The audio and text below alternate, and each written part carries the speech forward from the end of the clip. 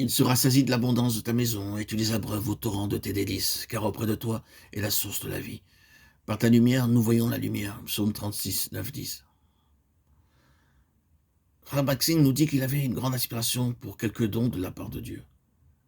Parce qu'il ne savait pas chanter, il priait pendant 9 ans le Seigneur de lui donner la capacité de chanter des cantiques ou de jouer de quelques instruments.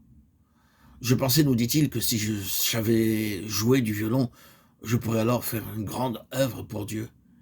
Mais Dieu ne me donna rien. Il me laissa sans aucun talent de ce genre. Puis un nouveau désir vint en moi. Oh Seigneur, je ne veux que toi. Je n'ai aucun autre désir maintenant. Je ne veux pas d'autres dons. Je ne veux que te connaître de plus en plus, afin que tu deviennes plus précieux et plus réel pour moi. Et depuis ce jour, nous dit-il, tout changea dans ma vie, et j'eus un grand sentiment de satisfaction. L'Écriture ne nous dit-elle pas, heureux ceux qui ont faim et soif de la justice, car ils seront rassasiés? Ils seront satisfaits.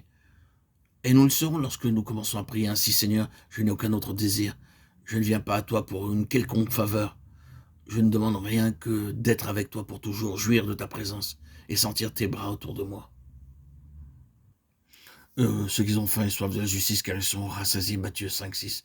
Beaucoup de personnes disent chercher Dieu, mais en fait, elles ne le font pas. Elles ne désirent que quelque chose pour elles-mêmes. Pour obtenir une certaine réputation, elles sont prêtes à traverser une très grande souffrance et à supporter un très grand sacrifice. Nous voyons dans Hébreux 5, 12, 13, 14 combien sont nombreux les croyants qui demeurent pendant des années des bébés spirituels.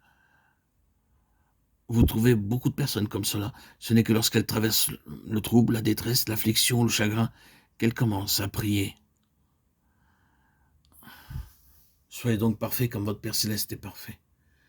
Matthieu 5, 48. La Bible prouve 3 choses à l'égard de Dieu. Premièrement, elle montre que Dieu est.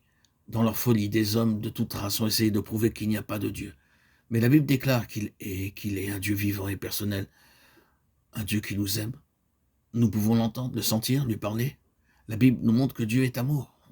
Elle montre que Dieu vous aime et que, qui que vous soyez, Dieu vous aime. Même si vous êtes haï, méprisé par vos semblables, cependant, je peux vous dire d'une manière précise, Dieu vous aime. Lorsque nous l'avons goûté, alors partout où nous allons et où que nous vivions, d'autres pourront savourer cet amour divin à travers nous. L'amour divin peut couler de nous en tout temps, non pas seulement par notre prédication, mais aussi par nos vies. Notre Seigneur désire que nous soyons un sel pur et bon.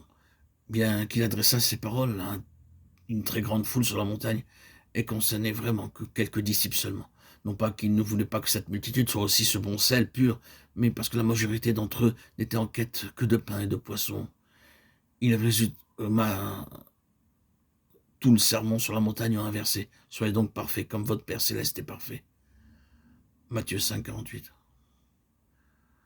Le Seigneur vint pour nous rendre parfaits, bien que nous ayons été complètement ruinés et souillés par le péché. En nous remettant entre les mains de notre Seigneur, nous deviendrons parfaits, sans tache, ni ride.